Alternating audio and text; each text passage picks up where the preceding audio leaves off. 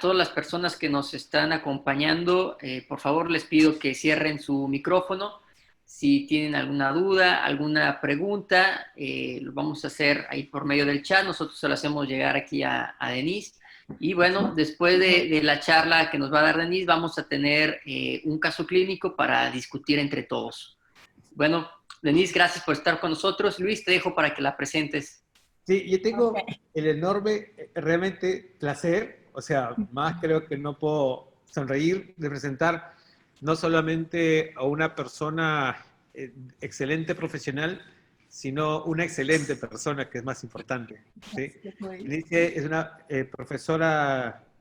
profesora innata, una persona que le gusta enseñar y sabe cómo enseñar, que también creo que es una virtud, es verdad, ¿sí? Entonces, es muy querida, creo que toda la gente que ha pasado por la Escuela Paulista siempre la recuerda con mucho cariño y respeto. Así que, Denise, muchísimas gracias por venir y estamos aquí para escucharte. É uma honra estar aqui. Eu peço perdão por causa de meu portunhol. Luiz vai me ajudar se acontecer alguma coisa aqui para traduzir. Mas é um prazer estar aqui. Como eu já estava falando, Luiz é uma pessoa muito querida em Brasil. Foi um dos melhores residentes que nós outros tivemos. Então, é um grande amigo. Toda a família. É com muito gosto que eu estou aqui. Então, eu vou falar um tema muito trivial, mas é um tema que eu acredito que todos nós outros estamos sempre com pacientes em nossas oficinas com este tipo de alteração. Eu vou falar várias marcas de colírios, de gotas, então, por isso que eu declaro que não há conflito de interesse. Uma primeira coisa muito básica que eu sempre hablo para se tratar bem e fazer diagnóstico, é muito importante se fazer uma correlação da anatomia palpebral com as alterações de blefaritis. Então, sempre saber que na margem anterior, aonde se passam as blefarites anteriores, nós vamos ter comprometimento da piel, da margem palpebral, da base de los folículos e dos folículos de las pestanas também. E o oposto, quando nós temos a margem posterior, que é as blefarites posteriores, a maioria do comprometimento é em la meibômia, as glândulas de meibômio. Também, em relação a outras glândulas, nas margens anteriores de las pálpebras, temos as glândulas de Zeiss e de Moll, que também vão se comprometer no processo inflamatório das blefarites. Então, é importante conhecer estas alterações. Blefarites anterior são as estafilocócicas e seborreicas, que estes dois slides são muito típicos, com as caspas, as crostas muito secas e causando úlceras em la blefarite estafilocócica. Em la blefarite seborreica, as caspas são mais oleosas. E a blefarite posterior, claro, alterações qualitativas e quantitativas da secreção da glândula de meibômios e, terminalmente, a obstrução do ducto terminal da glândula de meibômio. Então, aqui temos exemplos de comprometimento da qualidade da secreção e aqui orifícios normais que nós vamos aprender como examinar e como classificar. Vamos falar das blefarites anteriores, os aspectos clínicos e de tratamento, né? A fisiopatogenia, muito frequentemente, involucra a colonização bacteriana. Então, é um processo de infecção. Pero há uma reação de hipersensibilidade muito frequente que ocorre por causa das toxinas, das enzimas, dos resíduos das bactérias. Então, nós temos que reconhecer quando é uma infecção verdadeira e quando há uma complicação e uma reação de hipersensibilidade. Isso é muito comum, todos nós já vimos, uma úlcera periférica de hipersensibilidade do estafilococo. Entonces, la excepción para eso es la blefaritis seborreica, que es una blefaritis anterior, pero no hay ese proceso de infección. Mas, con el tiempo, se puede ocurrir una infección secundaria por un Staphylococcus en una blefaritis seborreica. Entonces, es importante diagnosticar y seguirlo paciente, porque se tiene una blefaritis seborreica y no cuida, se puede evoluir para una blefaritis estafilocócica. Entonces, la blefaritis seborreica es muy simple, es muy fácil el diagnóstico dermatológico. Es importante que el dermatologista nos ayude a controlar la secreción sebácea de estos pacientes. Entonces, há uma oleosidade que causa um efeito irritativo, descamativo. Isso ocorre na região periocular, em las cejas, no cuero cabeludo, no borde palpebral, com descamação em las caspas, como já hablamos. Pero é muito importante saber que, mesmo sendo uma blefarite anterior, a irritação crônica do borde palpebral pode desenvolver distúrbio de glândula de meibômio. Por isso que as blefarites são muito combinadas. É muito raro, principalmente nos casos crônicos, se ter solamente uma blefarite anterior ou solamente uma blefarite posterior. Os hallazgos oftalmológicos de la blefaritis seborreica, como hablamos, há uma caspa mais oleosa, isso se não há infecção bacteriana secundária. Há uma conjuntivite papilar, porque há uma toxicidade causada pelo óleo que se vai para dentro dos olhos. Uma queratite inferior, muitas vezes pela toxicidade, pelos olhos secos, até mesmo por uma hipersensibilidade, se já houver uma infecção por estafilococo. Tratamento sempre se pede la ruda de dermatólogo, hace uma limpeza importante das crostas para não ocorrer uma infecção secundária, com um shampoo apropriado para os olhos, se prescreve um lubricante ocular, e mesmo que o paciente não tenha um caso muito declarado, é interessante associar uma massagem de glândulas de meibômio para se evitar o desenvolvimento de um distúrbio. Então, em Brasil, nós gostamos muito do shampoo Johnson's Neutro, pero há outros produtos, vários comercialmente disponíveis.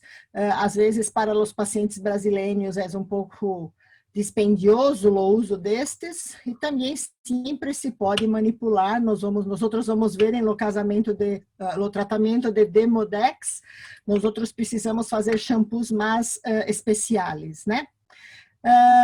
Me gusta muito que o paciente faça a limpeza das crostas em final de banho, porque já ablanda as crostas e compressas tíbias, é como se fosse uma compressa tíbia no banho, né? Aí sim, eu hago para o paciente, eu mostro para o paciente que se saca as crostas com dedo, com gasa, com cotonete, e depois com shampoo bem diluído, na espuma ligeira, hace a lavagem das pestanas, com os olhos cerrados, e depois se lava abundantemente com el alga de la ducha. Por quê? Porque fazer uma compressa em um paciente ninho é muito dispendioso. Eles não colaboram, não lhe gustam. Então, quando você dá o banho, já é uma passagem mais rápida de tratamento, né? Então, vocês podem se ensinar com essas gases. Eu sei que os oftalmólogos não têm muito tempo, então é importante que uma pessoa seja treinada para explicar e explicar, porque quando não se fala com o paciente, é muito complicado a aderência ao tratamento. Então, vocês nunca se tem um sucesso com o tratamento, porque o paciente não foi explicado que não se tem cura, que se tem que fazer sempre a limpeza com compressa morna. É muito complicado. Então, é interessante ter um vídeo para mostrar para os pacientes como devemos fazer. E é claro que hoje em dia, principalmente em Estados Unidos, temos uma pletora de muitos sistemas de limpeza que hoje em dia chamamos de spas da blefarite, que o paciente vai e uma vez cada 3 meses hace a limpeza, hace um lip flow, hace vários mecanismos para manter os ojos bem tratados, de maneira que se pode fazer em casa com uma resposta muito melhor. Então, todos são disponíveis comercialmente. Agora nós vamos enveredar para uma área mais grave, que são as blefarites estafilocócicas. Então, este é um ninho que tem 20 de visão neste ojo e 2400 neste ojo.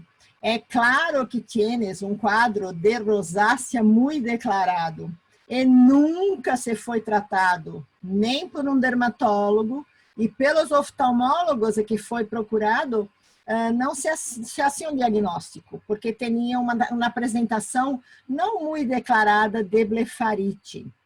Então, no quadro clínico de blefarite estafilocócicas, nós temos que procurar por signos de infecção bacteriana.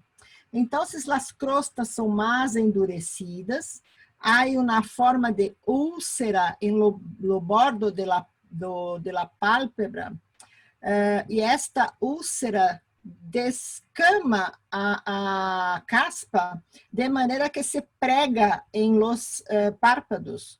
Então, se faz como se fosse uma crosta chamada colarete. Também esses pacientes apresentam microabscessos de la piel, úlceras, como hablamos, e los colaretes. Então, há um esquema muito interessante aqui, que podemos muito rapidamente diferenciar os 3 quadros mais importantes de blefarite. La estafilocócica com os colaretes, la seborreica com as caspas oleosas e os demodex com os cilindros, que nós vamos ver mais à frente.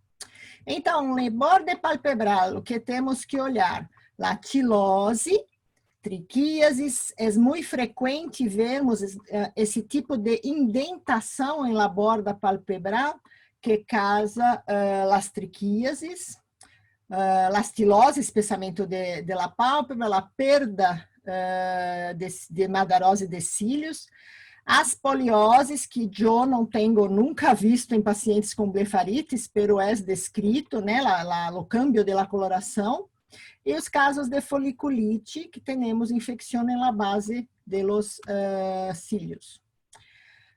Que mais? Podemos ter uma conjuntivite papilar, que é uma reação de hipersensibilidade, não é uma infecção de los estafilococos em la conjuntiva.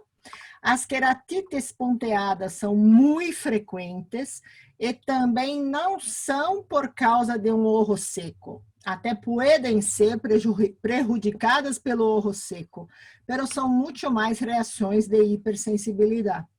Os infiltrados marginais, ou mesmo úlceras marginais catarrales, e os mais graves são as flicténulas e as flicténulas de córnea, como este caso. Então, quando eu vejo um ninho com uma flicténula em lo eixo visual, me sinto muito mal, porque a alteração visual é muito grave. As flicténulas causam afinamento corneano, adelgaça a córnea, induz um astigmatismo muito grave. Então, temos que impedir que isso aconteça. Então, aqui podemos ter uma queratites ponteadas muito ligeira, e que muitas vezes não passa pela cabeça do oftalmólogo, que é uma reação de hipersensibilidade por um estafilococcus em la pálpebra. Muitas vezes pode ser uma causa de ojo rojo, pero não passa que é uma blefarite estafilocócica, porque os sinais de la pálpebra são muito ligeiros. É claro que quando temos uma queratitis ponteada desta magnitude, é claro que sabemos que é um caso grave de hipersensibilidade.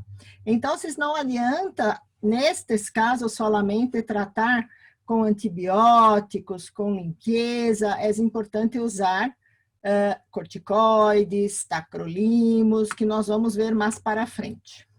É muito frequente também os panos, que podem ser superiores, como neste caso, muitas vezes, quase sempre, acompanhado com uma ceratite ponteada importante. E mira, não há uma blefarite estafilocócica muito declarada.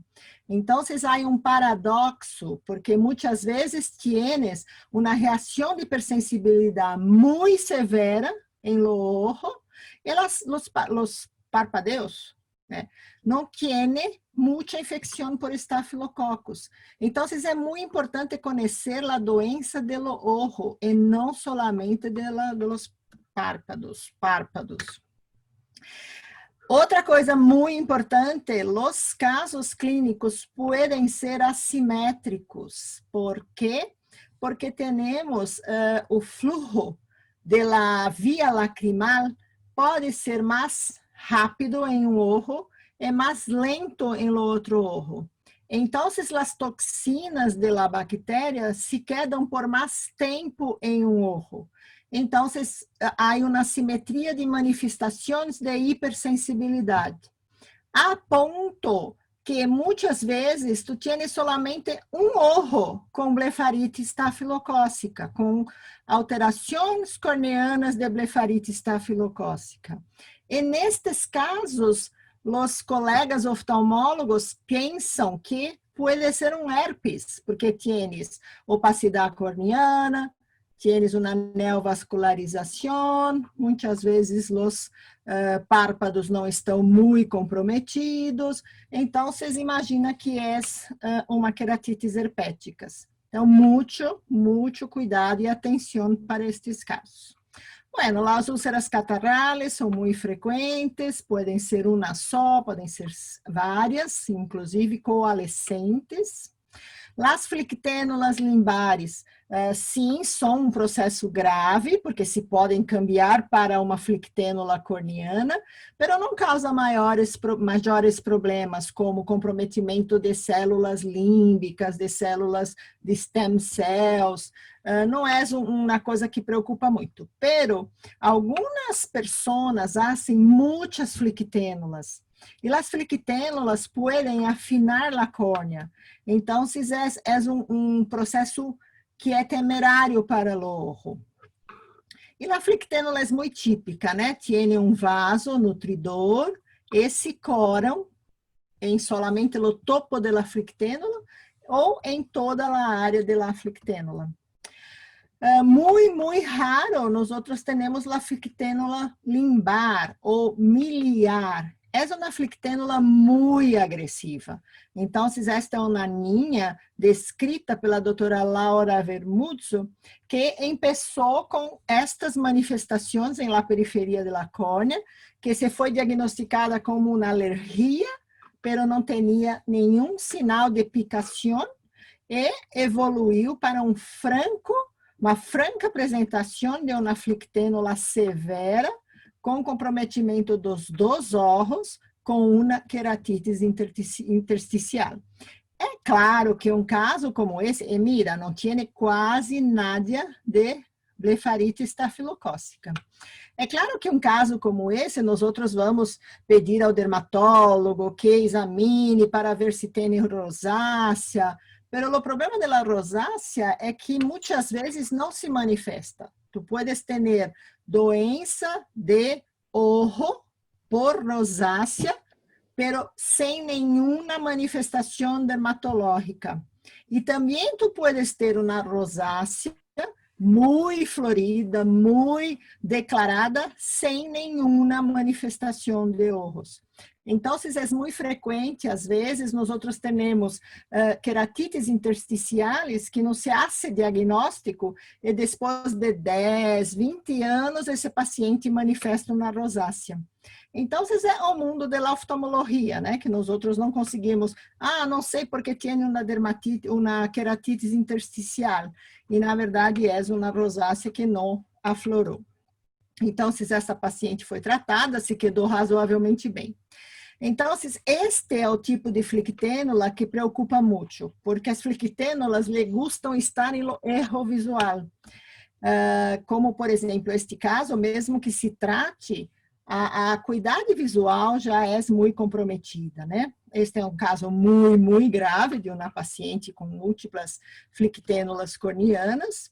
Este é um caso muito triste, porque o paciente nunca teve nenhuma manifestação de párpados com blefaritis. E mira, as pálpebras, os párpados estão muito bem. Começou com uma diminuição de acuidade visual muito severo, foi encaminhado para tratamento e nenhuma pessoa havia hecho o diagnóstico de flictênula corneana. Pero se tu examinas com mais cuidado, estas pequenas manifestações que tingem o epitélio corneano de uma maneira numular, é muito sugestiva de flictênula, de infecção por estafilococos de los párpados. Muitas vezes, pacientes com ojo rojo, que tu instila uma gota de fluoresceína, tu puedes ver em la conjuntiva este tipo de alteração em la conjuntiva.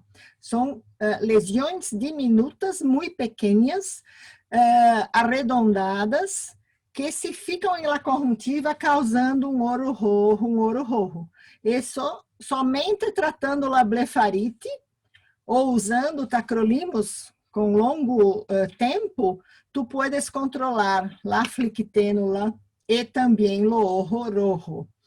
Eu me recuerdo, Luiz, Mark Menes, sempre dizendo que se há um olho rojo, há uma causa para que o olho esteja rojo. Então, muitas vezes, é um caso muito discreto de hipersensibilidade de uma blefarite estafilocócica.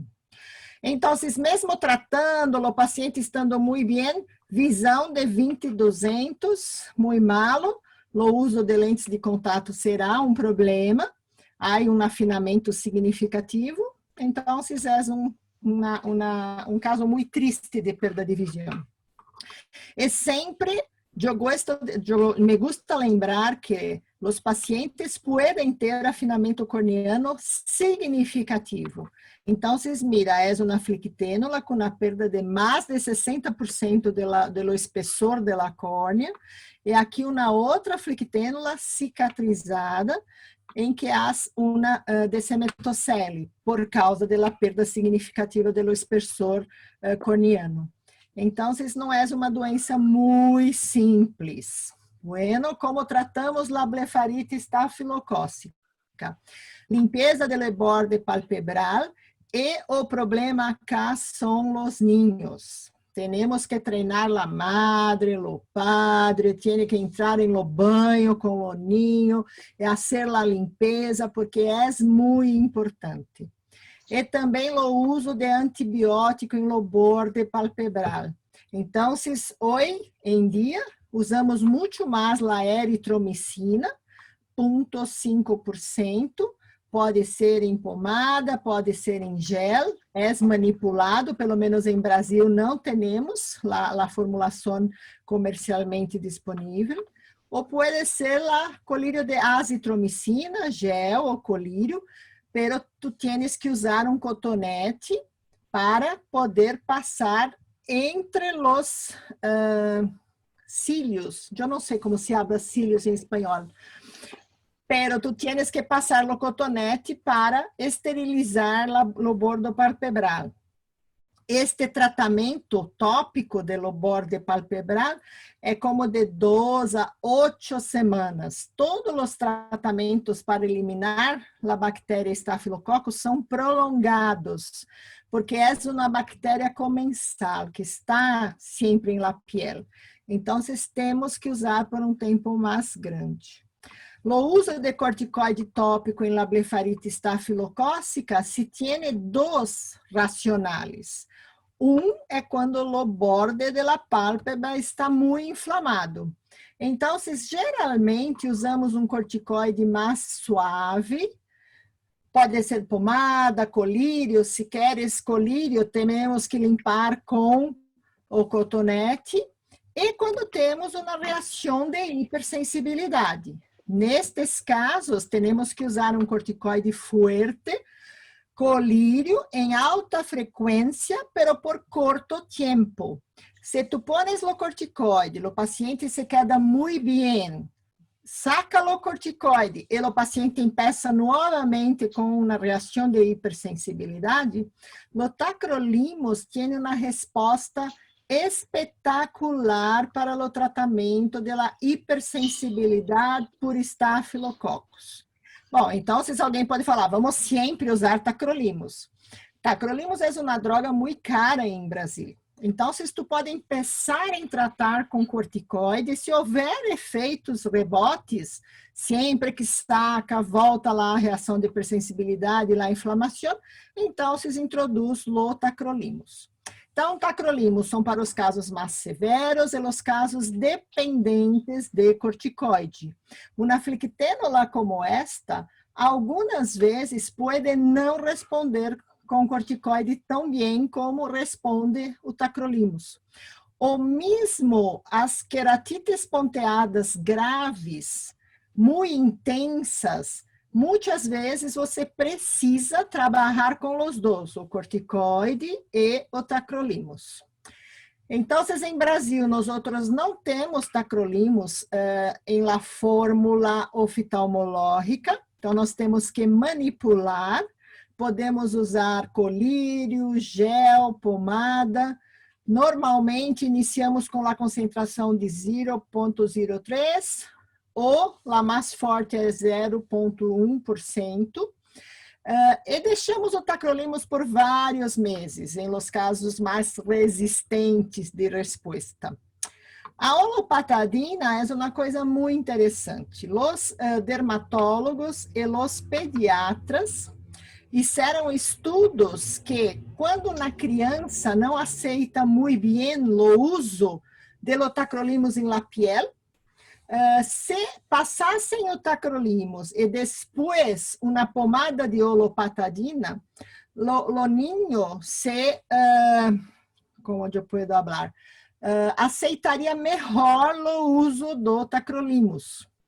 Então, quando prescrevemos um tacrolimus para uma pessoa, para um ninho, explicamos que os primeiros 10 dias são muito custosos, porque o paciente sente ardor, sente que o olho fica vermelho, fica rojo. Então, se tu associar a olopatadina, que é o colírio patanol, à noite tu pones o tacrolimus, e ao acordar pela manhã, uma olopatadina, a aceitação em los primeiros 10 dias do tacrolimus é melhor. Então, tu pode manter por 7 dias, 10 dias a olopatadina. Se mesmo assim o paciente não aceitar muito bem, tu podes também associar um corticoide tópico mais ligeiro, um Predmild, qualquer um desses corticoides para 7, 10 dias também, para o paciente se acostumar com o uso do tacrolimus. Então, em Brasil, nós outros temos usado, como os japoneses fazem, as formulações dermatológicas. Então, temos o Tafic, o Protopic, e ponemos em lo ojo sem nenhum efeito colateral. É um uso off-label, pero temos uma experiência muito, muito boa. Explicamos que é uma pequena quantidade que vai pôr em lo ojo, pero é muito bueno, é menos costoso para o paciente. Então, para os nossos pacientes do Sistema Único, eu tenho uma ótima experiência em lo uso off-label do tacrolimus pomada dermatológica. E a investigação laboratorial, quando hacemos, é muito frequente que os doutores sempre solicitem uma pesquisa laboratorial. Pero é muito frequente venir Staphylococcus epidermidis ou Staphylococcus aureus, que não vai lhe ajudar. O mais importante é fazer uma investigação laboratorial para aqueles que têm os casos mais resistentes. que não responde bem ao tratamento. E tu tienes que ser com muita precaução, porque muitas vezes o paciente não está sendo corretamente o tratamento. Então, não é um caso mais resistente, é um caso de que o paciente não está aderindo ao tratamento. Então, cuidado quanto a isso. Casos mais graves, hacemos o cultivo com o único objetivo de se fazer o antibiograma, porque acá pode estar o problema. O paciente pode estar com estafilococcus resistente à eritromicina ou à azitromicina. Então, é neste momento que nós precisamos fazer. Então, pode fazer um cultivo da borda do párpado com um cotonete, se pode sacar algumas pestanas. E no caso de Demodex, não se pode simplesmente, eu não sei se eu falar arrancar, tu me entendes, mas é uma maneira... Graças, Lucho. A maneira que tu tienes que fazer são este movimento, porque se você solamente arrancar, o Demodex vai se quedar dentro da pálpebra, da pestana. Então, é importante fazer esse movimento para que o Demodex também venha. Bom, orzuelo eu puse aqui solamente por causa dos residentes. É importante saber que a maior frequência de orzuelo é externo, pela infecção das glândulas de Zeiss e de Moll. É muito raro o ordelo interno, mas é mais grave. E sempre pensar que se pode ter mecanismos combinados, uma infecção em um paciente que se tenha um chalásio, ou uma infecção que evolve para um chalásio. Muito cuidado com as crianças, os ninhos muito pequenos, porque se pode envolver com uma celulite pré-septal ou mesmo por uma celulite orbitária. Então, muito cuidado. Geralmente são autolimitados, se haces compressas tíbias, nunca compressas geladas, sempre tíbias, massagem. E a drenagem pode ocorrer espontaneamente ou eventualmente nós precisamos fazer uma cirurgia. Crianças que estão, ou ninhos que estão evolvendo para uma celulite, normalmente nós começamos antibióticos sistêmicos. Eu penso que é muito interessante envolver o pediatra para essa prescrição, mas se tu queres começar com algum antibiótico, a cefalaxina, a eritromicina, a moxicilina clavulonato, são boas opções para fazer o tratamento. Prevenção é muito frequente, alguns ninhos virem porque tienes orzuelos ou mesmo chalásia de recorrência ou com um número muito grande de orzuelos. Então, é importante ensinar a limpeza, fazer a expressão das glândulas de meibômios, algumas vezes introduzir antibiótico a largo prazo para fazer uma melhor função da glândula. Mais rapidamente, porque já estamos um tempo um pouco mais grande, a disfunção das glândulas de meibômio, provavelmente o mais importante é a queratinização do orifício e de alguns ductos da glândula.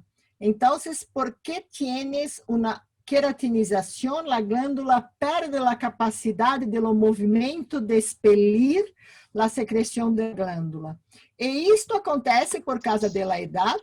Nós vemos muitos pacientes idosos com meibomites que hablamos, não temos o que fazer, distúrbios hormonais, uso da isotretinoína, alterações da composição lipídica, e assim vai-se, né? A fisiopatogenia é muito complexa. Então, se temos casos de baixa secreção, uso de medicação, como falamos, de alta secreção, na dermatite seborreica, em acne rosácea. Uma coisa que eu queria muito chamar a atenção, alguns pacientes com distúrbio de glândula de meibômio tem uma disfunção de los lipídios sistêmicos. Então, esses casos de um distúrbio de glândulas de meibômio muito severo, muito resistente ao tratamento, é interessante se fazer uma pesquisa de lipídios sistêmicos, mesmo em ninhos, porque alguns ninhos podem ter uma dislipidemia por causa de obesidade, outras alimentações incorretas, e por isso desenvolvem as meibomites. Então, lá no quadro clínico são as telangiectasias, que é uma marca registrada das meibomites, ojos secos, desplazamento das glândulas, dos orifícios das glândulas. E é importante saber que é normal ter vasos, microvasos em la superfície ou em lo bordo palpebral, pero não podem avançar mais do que a linha gris. Então, por exemplo, aqui temos um caso muito simples de ver, porque a linha gris está acá, todos os orifícios se desapareceram, e tem as telangiectasias muito mais longas e ultrapassando a linha gris. Então, é uma maneira de fazer o diagnóstico. Então, um párpado totalmente normal e aqui um párpado totalmente alterado, com a ausência das glândulas de meibômio, orifícios das glândulas com muita inflamação, e aqui com a secreção mista. Os orifícios estão permeáveis, pero com a secreção muito mala, muita inflamação. Estes vasos são normais, estes vasos são totalmente alterados. E outros exemplos de borda palpebral. Uma segunda avaliação é a qualidade da secreção. Então, temos aqui secreções normais da glândula de meibômios, secreções já um pouco mais túrbidas, e as secreções amarelas, que já são classificações mais graves, não tão graves como estes casos, mas são formações mais graves. E os casos que não há secreção nenhuma, porque não há mais orifícios de glândulas, a glândula toda está queratinizada.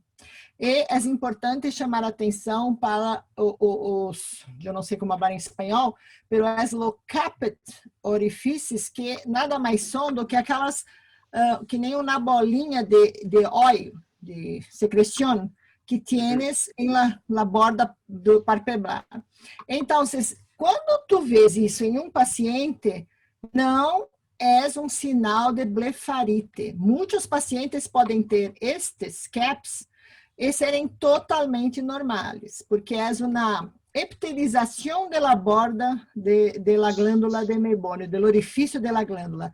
Mas se tienes um conjunto de signos, lá telangiectasias, os outros orifícios estão obstruídos, é claro que os caps são relacionados à meibomite.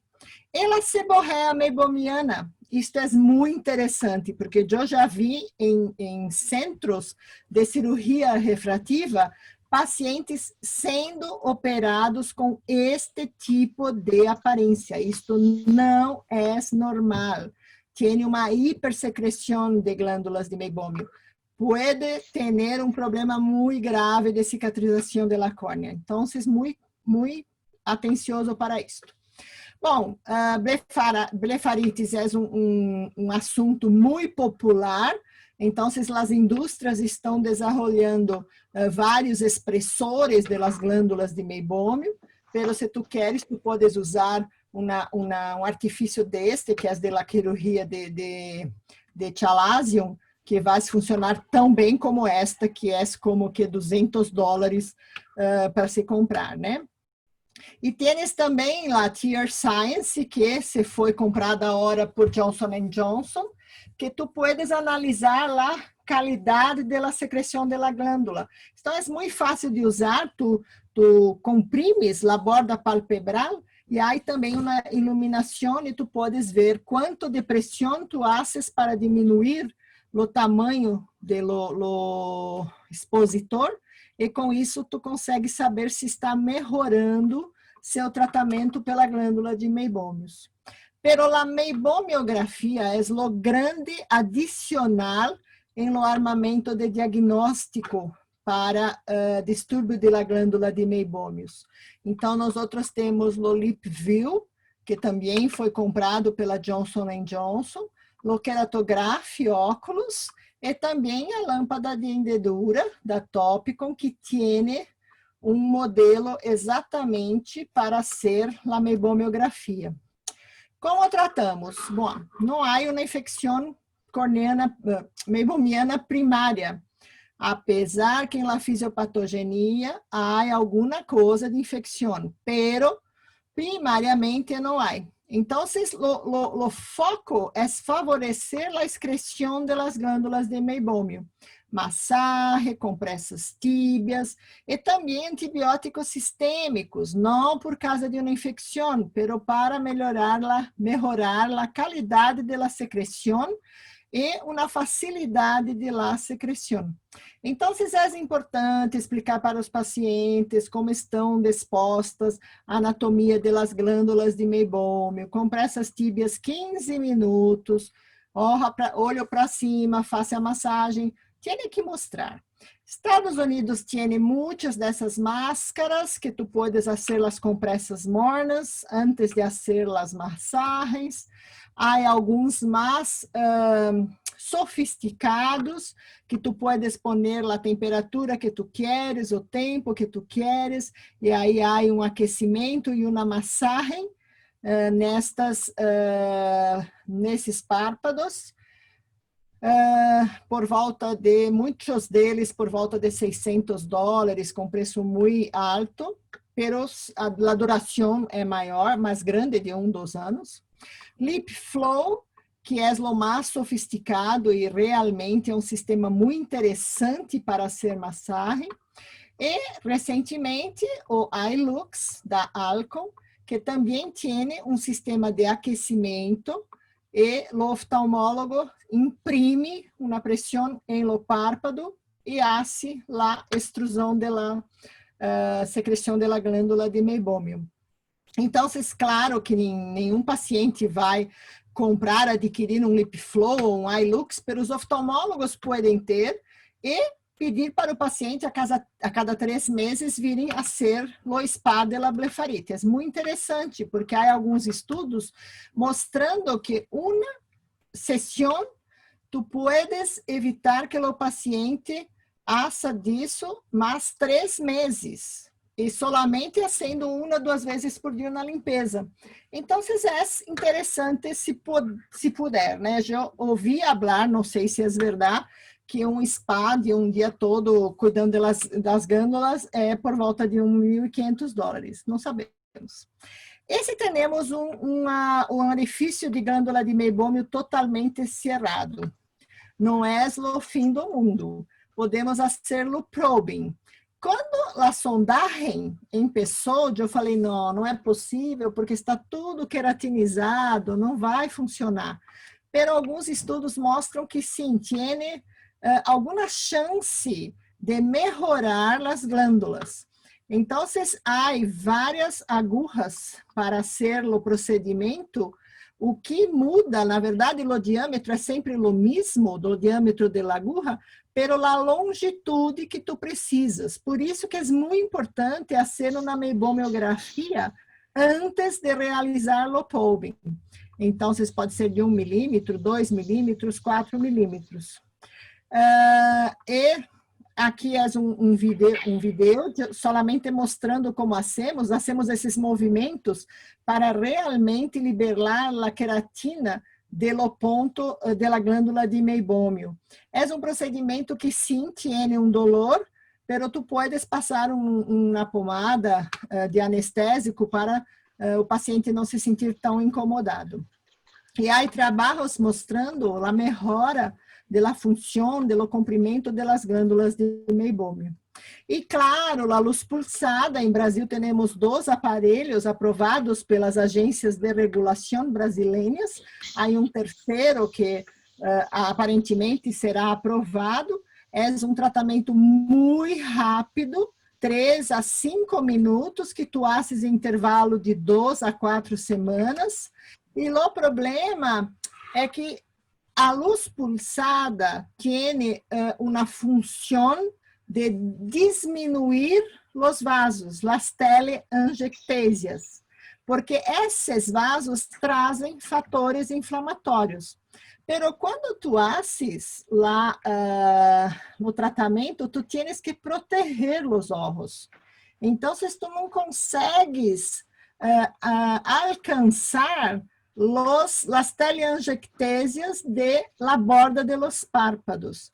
Então, sempre eu pergunto como é que se funciona a luz pulsada se não há uma ação tão próxima em lo bordo de la pálpebra.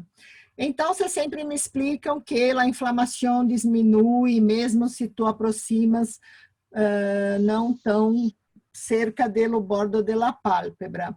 O ideal seríamos desenvolver um sistema que tu pudesse poner uma lente de metal dentro do ojo. Como hacemos com as cirurgias plásticas que ponemos de plástico, teríamos que fazer um de metal para proteger, de maneira que nós outros pudéssemos alcançar o bordo onde estão as telangiectasias para tratar. E quando falamos de resultados, nós temos uma revisão sistemática da literatura da Cochrane, mostrando que não há nenhuma comprovação, porque não há trabalhos, estudos bem desenhados. Há atualmente 14 clinical trials que estão sendo efetuados, pero sem resultado. Então, nós outros temos que falar para o paciente que por várias razões que estão todas listadas acá, não é um tratamento 100% seguro ou 100% eficaz. É uma tentativa, hasta que tenhamos resultados razoáveis. Os ômegas, eu não vou falar sobre os ômegas, que já estamos com tempo muito grande, pero é muito interessante. Os ômegas são controversos em la literatura, pero todos acreditam que os ômegas podem ajudar em no tratamento da disfunção das glândulas de meibômio, mesmo com uma publicação muito interessante de Reza Dana, agora em março, abril de 2020, dizendo o mesmo. Não há comprovação científica, pero sabemos que há uma melhora. Então, quando prescrevemos um ômega, temos que saber que há um equilíbrio entre a formulação EPA e DHA.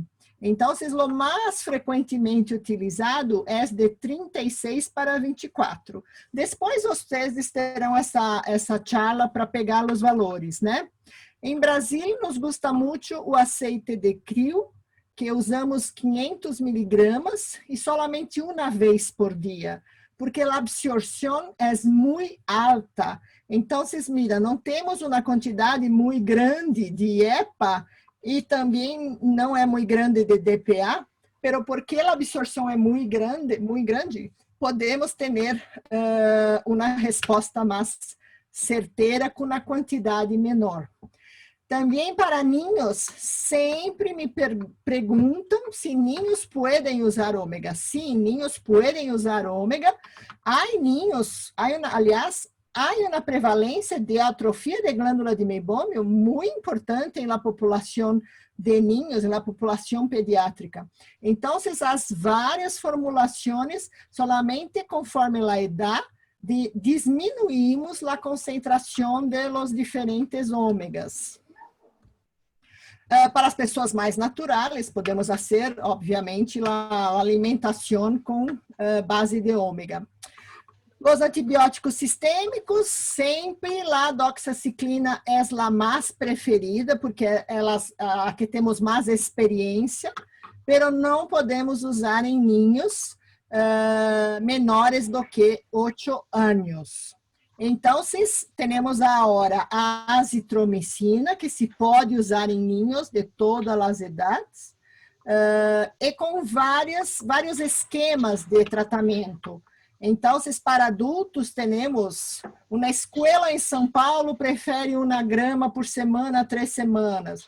Escola Paulista le gusta 500 miligramas a 1 grama por semana, de 3 a 6 meses. E os ninhos, solamente um esquema, que é 5 miligramas por quilo por dia, por 2 meses. Temos que falar com o pediatra, porque o pediatra vai achar que isto é um absurdo. Pero temos que ter este canal de comunicação. Aqui eu gosto de falar que em Brasil, nós não temos as formulações americanas com quantidade pequenas de doxaciclina. Então, temos que dizer que tem que ser comprimidos para que se possa quebrar, cortar e se usar 50 miligramas ou mesmo menos, né? Só na palavra da azitromicina com pacientes mais viejos, ou que tenham alguma alteração cardiológica, porque há casos de problemas cardíacos graves, até mesmo fatais, mas são muito raros. É uma coisa em 1 milhão, mas é importante que se abra isto para o paciente. A eritromicina é muito interessante, mas em Brasil não temos mais a formulação esterato em todo o país. E a formulação estolato é muito difícil, porque a criança se queda muito nauseada, porque causa uma hepatite colestática. Eu vou pular o calásium, porque é mais simples. E eu queria falar muito rapidamente do Demodex. Nós temos 2 tipos de Demodex, o foliculorum, que causa a blefarite anterior, e o brevis, que causa a meibomitis. Então, o que temos de blefarites e Demodex? A relação é muito controvertida, mas parece que o Demodex serve como um vetor para as bactérias e desencadeia uma resposta inflamatória muito grande e também de reação de hipersensibilidade. Então, o Demodex da blefarite anterior é o que nós outros vemos a caspa cilíndrica, muito típica do Demodex folliculorum. E o Demodex brevis não tem uma clínica muito significativa, mas pode bloquear as glândulas de Meibomius e desencadeando uma reação granulomatosa. Então, pode causar uma obstrução de glândula de Meibomius. Importante lembrar que é muito raro Demodex com pessoas menos de 25 anos, porque o Demodex le gusta comer secreção seborreica, o que é muito mais frequente nos pacientes idosos, que têm aquela face mais oleosa. Pero se és um ninho ou um jovem com rosacea, dermatite seborreica, aí sim podemos ter Demodex. Esses são os cilindros que nós outros temos que procurar em lo exame de biomicroscopia, são muito típicos de Demodex. Então, se já falamos da epilação, do sistema que se examina o Demodex em la lâmina, e o tratamento. Então, hacemos uma limpeza local com shampoo de melaleuca, que é a planta que se origina o tea tree oil. Em Brasil não temos comercialmente disponíveis, temos que ser manipulado. E também podemos tratar com a pomada de tea tree oil, 5%, 4 a 6 semanas. Em alguns países, há a ivermectina pomada, que é uma outra possibilidade para tratar Demodex. Então, em alguns países também, podemos fazer a manipulação, que é 10 miligramas por grama. E o uso da ivermectina oral não se pode usar em ninhos, principalmente com menos de 5 anos de idade, é uma contraindicação, ou com menos de 15 quilos. E o esquema são 2 comprimidos, 7 dias, e mais 2 depois de 7 dias. 2 comprimidos, depois de 7 dias, mais 2 comprimidos. Em resumo, me perdoem que já passei do tempo, não se pode tratar nem diagnosticar uma blefarite se você não conhecer a anatomia do párpado. Tienes que ter um tempo com o paciente para poder explicar e tirar todas as dúvidas. deve-se tratar muito agressivamente as blefarites para evitar complicações como as fliquitênulas. Sempre procurar por enfermidades sistêmicas associadas e sempre solicitar um socorro com os dermatólogos, os cardiologistas, para se ajudar no tratamento. E não tienes o pensamento que não há nada que fazer. Sempre há algo a ser em um paciente com blefarite. Muitas graças, me perdoem que eu passei do tempo. Denise, muchas gracias a ti. Nos has hecho un repaso completo, en serio, en serio, en serio.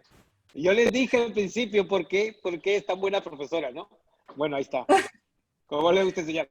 Y mira, algunas vamos a entrar al caso clínico, pero antes creo que hay alguna, yo quiero aprovechar para hacer algunas preguntas también. Así que, mira, tenemos la suerte acá en Perú de tener Tracolimus en gotas en 0.03 y 0.1, ¿ya? Y lo utilizamos muchísimo, para, inclusive desde ojo seco, en trasplantes de alto riesgo, ¿sí? Y la verdad, con una tolerancia muy, muy buena de los pacientes, inclusive hasta mejor que la ciclosporina. ¿Te parece entonces el Tracolimus en general, si tú tuvieras disponibilidad, lo utilizarías mucho más seguido? Mucho más, Lúcio, mucho más. Me gusta mucho tacrolimus. No me gusta ciclosporina, porque la resistencia do paciente es muy grande, pero tacrolimus es excelente. Si tú tienes comercialmente disponible, maravilloso.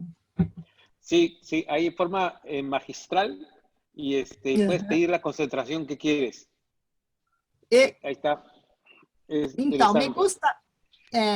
É interessante, porque é 003, pero alguns casos, os casos mais graves, algumas vezes eu empeço com 0.1, porque é muito grave, depois eu diminuo. Pero se tiene 003, excelente, excelente. Pregunta, si tuvieras la posibilidad de elegir algún compuesto para limpieza vamos a hablar de Demodex o de blefaritis refractarias, el TI que lo vi que te gusta usar, ¿tú pensarías que si hubiera alguna fórmula que incluyera algo de ivermectina, podría ser sinergia o serían muy diferentes? ¿Qué opinarías de la ivermectina junto con el Tifri para poder hacerlo la limpieza? Eu penso que seria totalmente sinérgico e seria excelente, porque é uma forma crônica de infecção. Então, vocês têm que eliminar o parasita por um largo tempo. Então, vocês usando cronicamente a limpeza e o tratamento, Luiz, seria o ideal. Lo ideal, pero não temos, né? Mira, justo con el doctor Liébano, que está aquí, él fue la idea de colocar ivermectina. Entonces, estamos haciendo un nuevo compuesto con ivermectina y justamente para blefaritis refractaria. Así que vamos a ver cómo va. Te vamos a contar. Mira, por favor, sí. Me fale, me conte, porque yo quería saber, yo quiero saber. Pronto te contaremos. ¡Qué maravilla! ¿Puedes hacer una patente? Sí. Sí, con certeza. En eso estamos. En eso estamos. Excelente, excelente. José, ¿alguna pregunta o si no para entrar al caso clínico? Y no, quisiera, Denise, sí, que nos acompañes en el caso. Que ya estamos. Claro. Ya. Entonces, entramos al caso clínico. Yo voy... pronto. Ya.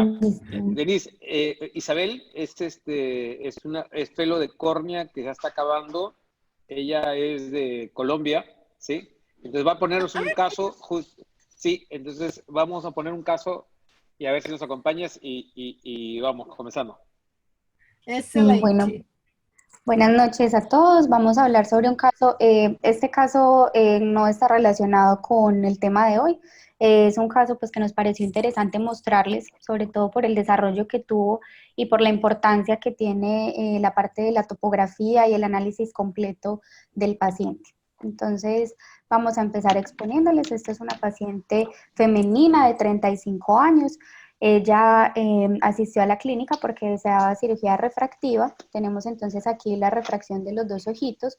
y las topografías. Podemos observar en el ojo derecho una topografía normal con una elevación discreta de la cara posterior, y en el ojo izquierdo una refracción también similar, igual con algo de elevación de cara posterior.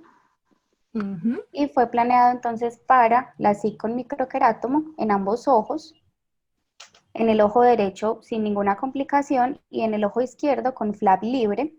Entonces recordemos que los pacientes que tienen flap libre, pues realmente si realizamos un marcado adecuado no tenemos que alarmarnos, no tenemos que preocuparnos demasiado, solamente rescatar el flap, volver a colocarlo con las marcas, eso sí, secar muy bien, y por supuesto antes de rescatar el flap, pues hacemos la ablación, por lo cual en estos pacientes esperamos que al día siguiente tengan una refracción completamente normal porque hacemos la ablación y recolocamos el flap normalmente. ¿Qué fue lo que sucedió entonces en los días posteriores y por qué empezamos a notar que estábamos teniendo problemas? Resulta que la paciente llegó con esta refracción en la primera semana, estaba viendo 20/200, estamos aquí con un astigmatismo de 5 en 180 y corregida solamente a 20/40. Entonces ahí dijimos, ¿qué pasó? Si se hizo una ablación. Isabel, solamente para recordar a todos, entonces fue un flap libre que se hizo ablación con el láser, Sí. el lecho estaba bien, se hace la ablación con láser, ¿sí? Y el postoperatorio, o sea, hicimos el láser, se coloca el flap y en el postoperatorio sale esta refracción y la topografía. ¿Vamos? Seguimos. Entonces, por acá encontramos esta topografía. No sé si de pronto alguien quiere opinar sobre esto, qué puede ser, a qué se puede deber y qué deberíamos hacer aquí en este caso. A ver, ¿algún fellow o residente? Oh, sí. Aquí hay una pregunta en el chat que primero nos están, antes de la topografía, nos preguntan que cuánto es el grosor del flap que se hizo. No lo medimos, pero me parece que está alrededor de 120, porque ya más adelante les voy a mostrar otras imágenes de por qué también causaba confusión. O paciente não tinha nenhuma doença de superfície ocular, nada. No, absolutamente nada.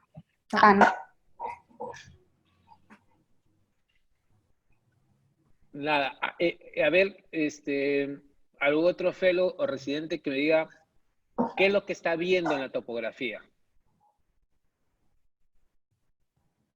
Por ahí hay algún R3. Tú dime quién ponemos de R3. Elige tú. Tú sé el verdugo. Ya. A ver. Hola, Marta. Marta, ¿estás por ahí? Sí. Marta. Si no, a ver, ábrelos. Pues no, yo no los veo de aquí, así que tú eliges, si no, Vicente, alguien más. Ya, vamos a poner ahí a Michelle Serrate. Ya, Michelle, vamos. ¿Qué es lo que estás viendo en la topografía?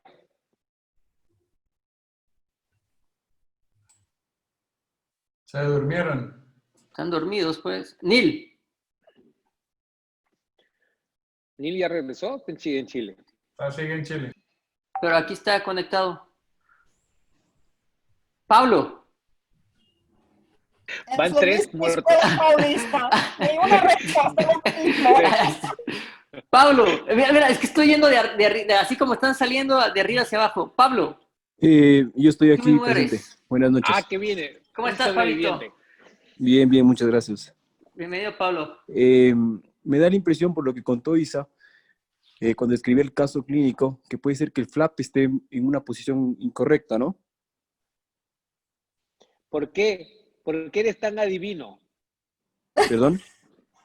¿Por qué adivinas tan bien? ¿Qué es lo que tú ves en la topografía, ¿sí? O en el examen que estamos viendo que te puede hacer pensar eso? Bueno, por lo que describió Isa en cuanto al caso clínico y además por la posición en cuanto a lo realizado por el procedimiento, que no tiene esa conformación regular que genera el procedimiento que se estaba realizando en este caso. Ya, vamos, Isabel, ¿alguna pregunta que quisiera hacer a alguien en general? Bueno, si tenemos, bueno, les voy a mostrar lo que se ve y si pudiera hacer la explicación. Entonces, en el mapa de curvaturas podemos observar que pues no hay una curvatura regular como tal, no estamos viendo ni siquiera como un patrón de astigmatismo, estamos viendo que hay toda una banda curva como casi en el centro, para central superior, y vemos que se corresponde también con una zona hacia afuera en la cual el grosor está más disminuido hacia esta parte también temporal superior, y que extrañamente nasal inferior, miren que vemos estos grosores, 777, 774, ¿sí? Entonces es muy raro que encontremos un grosor tan disminuido en esa zona y un grosor tan aumentado muchísimo más abajo. Que en ese Esto de caso, pues no aquí sé. es una buena cosa y enseña que la suerte que tenemos ahora con tomografía de poder comparar la topografía con la paquimetría, ¿sí? En el tiempo, Denise, ¿te acuerdas? El tiempo de residente, yo no teníamos esa posibilidad y teníamos la No, topografía y la topógrafo para nosotros era el God, ¿no? El Dios, ¿sí? Y jamás pensaríamos, pero vean ustedes la topografía y vean ustedes el espesor al lado derecho de la paquimetría, ¿sí? Y esa es una enseñanza de poder ir comparando los dos. Vamos, Isabel, sigue. Listo. Entonces por aquí vamos a ver la imagen de la biomicroscopía. Entonces aquí observamos como si el flap está muchísimo más descendido. Aquí se puede ver incluso el borde, pudiese incluso estar ahí un poco más doblado. Entonces, cuando entramos a cirugía, lo que encontramos es que esta era la posición del flap. En lugar de ser algo ovalizado o verticalizado, estaba completamente el flap como caído, casi que acostado, ¿sí? Entonces, en cirugía se hizo la recolocación del flap. Entonces, ¿qué sucedió más adelante? Una semana después de tratar de descifrar ese rompecabezas y colocar ese flap que estaba acostado, levantarlo nuevamente, encontramos esto, que igual tampoco nos dejó muy contentos. Sin corrección estaba en 20/50, con esta refracción y corregida solamente a 20/30. Aquí vemos cómo estaba la topografía, cómo extrañamente también esta zona está muy curva, y si lo comparamos aquí con el mapa de grosores, también vemos que hay una diferencia, aunque no tan marcada como en los mapas anteriores, de grosor nasal versus el grosor temporal.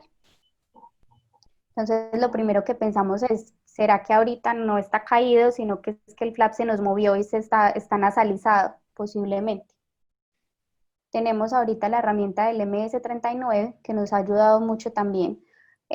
Ahorita lo que estamos observando también es que el MS39 no nos está, digamos que en estos pacientes ya posoperados, confunde un poco el grosor del flap ya con el grosor del epitelio, y aquí fue difícil, digamos, como correlacionar el grosor epitelial.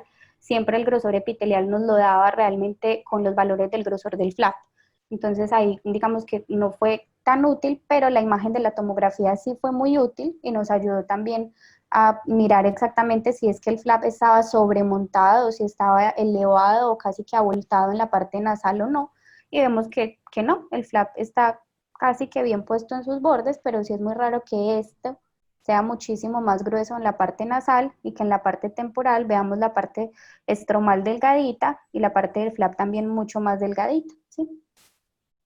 Quizás antes que avances, bueno, así, Denise, esta máquina, yo realmente, o sea, felizmente no tengo ninguna vinculación comercial con compañías, pero te puedo decir que este es uno de los mejores tomógrafos que hemos podido ver.